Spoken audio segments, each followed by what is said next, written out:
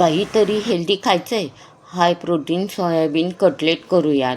कडकडीत गरम पाण्यात सोयाबीन भिजवून घेऊ आणि टम्मा फुगलं की पाणी पिळून काढूयात.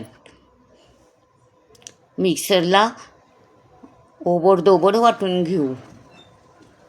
त्यात भाजलेलं बेसन, काळी मिरीपूड, धनेपूड, जिरेपूड, लाल तिखट, हळद, मीठ, चिरलेला कांदा, टोमॅटो, आलं लसूण पेस्ट, कोथिंबीर घालून मिक्स करूयात. त्याचा गोळा तयार करूया.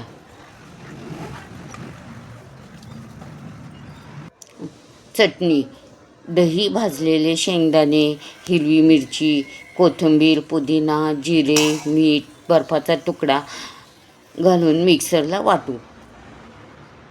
भिजलेल्या पिठाचा गोळा घेऊन हवा तो आकार देऊन शॅलो फ्राय करू. तव्यावर कटलेट दोन्ही बाजूने भाजून घेऊ.